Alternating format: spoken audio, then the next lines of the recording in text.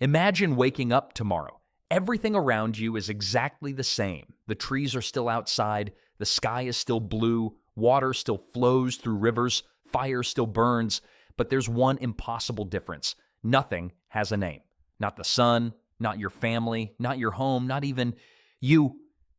If you wanted someone to hand you a cup of water, what would you say? If danger was coming, how would you warn everyone? How would you explain anything when every object in the world is just a thing?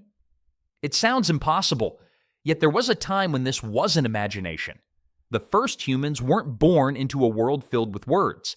Someone, actually millions of people over thousands of generations, had to create them. So how did humans go from pointing at things to giving everything a name? The answer takes us back tens of thousands of years to a world before writing, before civilization, and maybe even before language itself.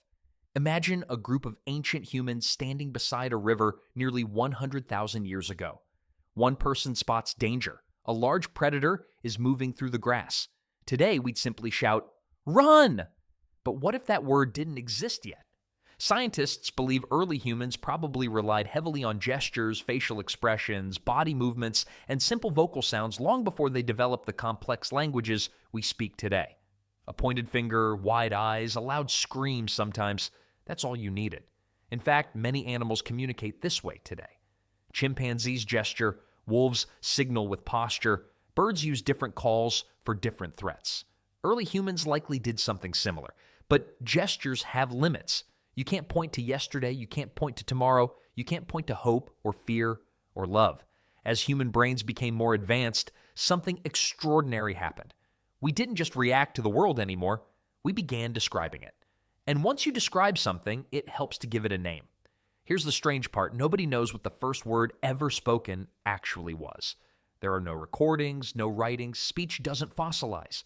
Bones can survive for hundreds of thousands of years. Stone tools can survive for millions. But a spoken word disappears in seconds, which means one of humanity's greatest inventions left almost no physical evidence behind.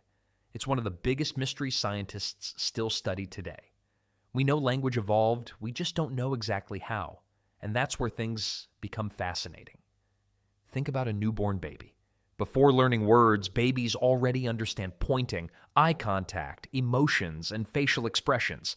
Language doesn't appear overnight, it builds slowly. Scientists think humanity probably evolved in a similar way. First came communication, then simple sounds, then sounds connected to meaning. Eventually, those sounds became words. But which words came first? Picture a child 40,000 years ago standing beside a river. He points toward the flowing water, confused but curious. An older member of the group makes the same simple sound they always use when they see it. The child repeats it. Years later, he teaches that very same sound to his own children. No one realizes it, but a simple sound has become a tradition, passed from one generation to the next. That may be how some of humanity's earliest words survived. If you had to survive in the wild every single day, what would be the first things worth naming? Probably not flowers, not clouds, certainly not chairs. The first words were likely about survival. Water, fire, food, danger, mother, come, go. These are the kinds of ideas humans needed every single day. Anthropologists have noticed something interesting. Across thousands of languages, the most frequently used words tend to describe the same basic parts of life. Family, nature, movement, food, animals. These aren't random, they're the foundation of survival, which suggests our earliest ancestors probably started there too, not because someone made a rule, but because survival demanded it. Now here's a question that has puzzled scientists for centuries. If humans invented words, how did they choose them? Why is water called water? Why isn't it called blim or tor?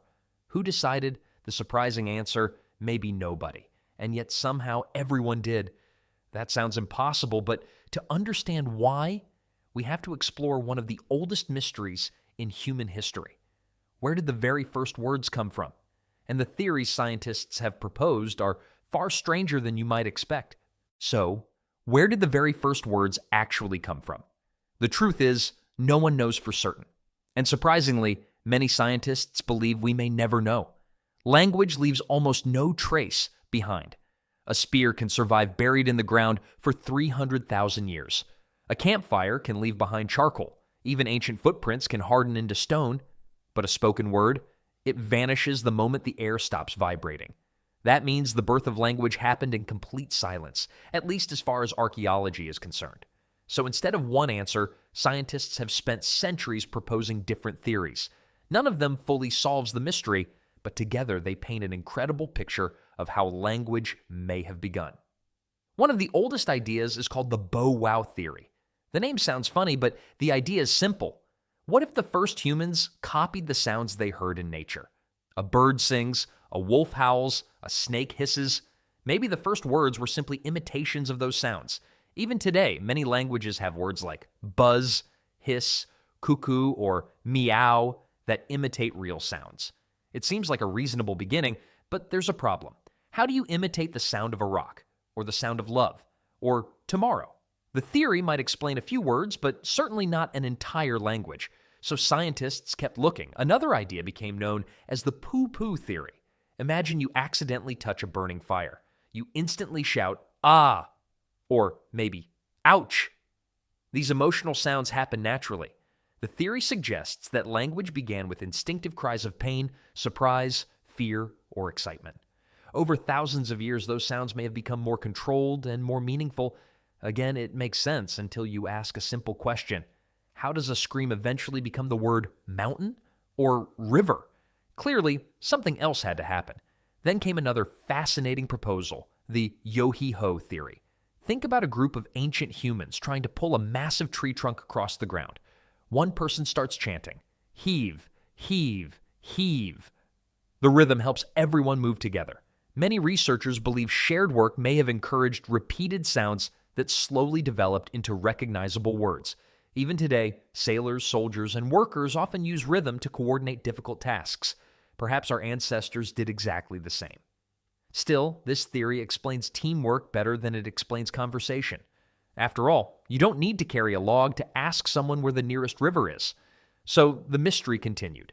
Today, one of the most respected ideas is something called the gesture theory. Instead of beginning with speech, language may have begun with hands. Imagine pointing toward water, pointing toward danger, pointing toward food. Now imagine making the same sound every time you point. Eventually, people stop needing the gesture. The sound alone becomes enough. In other words, words may have slowly replaced movements. Some neuroscientists even point out that the parts of the human brain involved in hand movements are closely connected to regions involved in speech. It's a fascinating clue that our hands may have helped teach our mouths how to communicate. The truth is, language probably didn't appear through just one method. It was likely a combination of imitation, emotion, rhythm, gestures, and one incredible advantage humans possess better than almost any other animal: the ability to learn from each other. But here's an even bigger mystery. Let's imagine that somewhere, tens of thousands of years ago, one person made a new sound for water. Why didn't everyone laugh? Why didn't someone else invent a completely different sound? How did one random noise become accepted by an entire group? The answer lies in something humans are surprisingly good at: agreement. Not the kind where everyone gathers for a meeting, the kind that happens naturally. Think about slang today. One person creates a new word, a few friends start using it, soon an entire school says it, then millions of people online repeat it without ever knowing who invented it.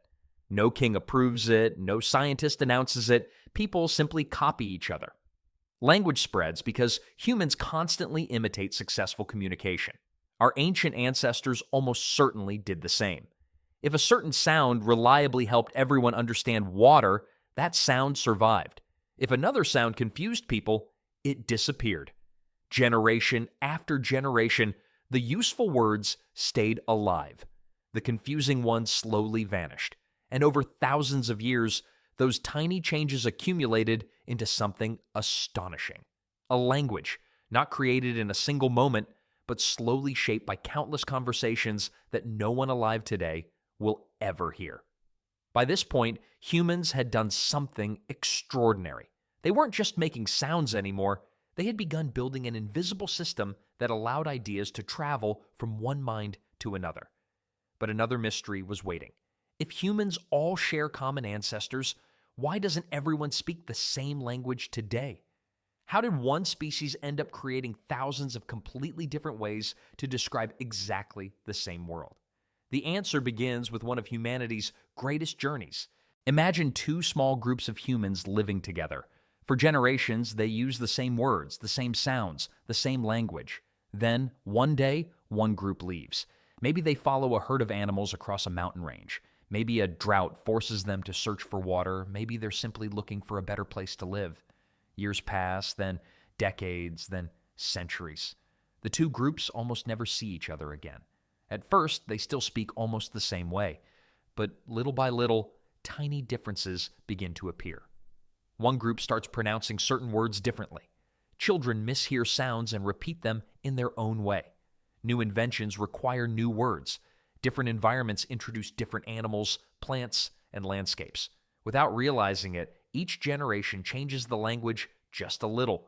No one wakes up one morning and decides to create a new language. It simply happens. In fact, you're witnessing the same process today.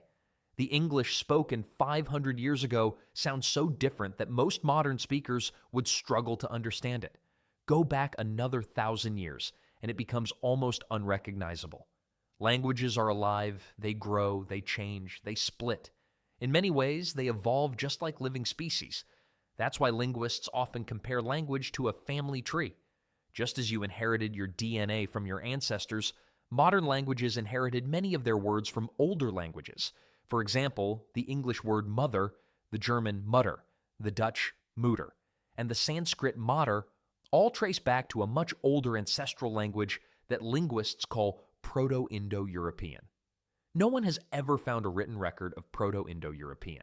It was spoken thousands of years before writing became common. Yet by comparing thousands of related words across many languages, linguists have been able to reconstruct parts of it with remarkable confidence. It's like solving a giant puzzle where most of the pieces are missing, and every language family tells a similar story. Words aren't fixed forever. They're passed down, reshaped, borrowed, forgotten, and reinvented. Sometimes one culture even adopts words from another. The English word shampoo comes from Hindi. Safari comes from Arabic through Swahili. Chocolate traces back to the Aztecs. Every borrowed word carries a piece of history. Every name tells the story of people meeting, trading, traveling, or conquering. In a way, dictionaries are also history books. But perhaps the biggest surprise is this: there was never a single person who named everything. No ancient inventor sat down and decided what the sky should be called. There was no first committee deciding the word for tree. Instead, millions of ordinary people, across thousands of years, slowly shaped language together. Every conversation made tiny adjustments. Every generation passed words to the next. Some survived, others disappeared forever. Language isn't the invention of one brilliant mind. It's the greatest collaboration in human history. And it continues today. Every year, new words appear. Some describe new technologies, some begin as internet jokes, some spread around the world in just a few months. Others vanish almost immediately. The process that began tens of thousands of years ago has never stopped. We're still naming the world right now. So the next time you say a simple word like water, friend, or even your own name, remember what it represents. That sound has traveled through countless mouths across thousands of years, across migrations, civilizations, wars, discoveries, and generations, until it finally reached you. Every word you speak is an echo of people you'll never meet. People who laughed, worked, loved, raised children, and passed those sounds forward without ever knowing they were helping build one of humanity's greatest achievements. So, how did things get their names? Not because one person invented them, not because someone wrote them into existence, but because, little by little, humanity agreed on sounds that carried meaning and kept passing them on. Language wasn't created in a single moment, it evolved just like we did. And maybe that's the most incredible part of all. Every conversation you have today is quietly shaping the language of tomorrow. So here's one final question. If you could rename just one thing in the world, what would it be, and what new name would you give it? Let me know in the comments.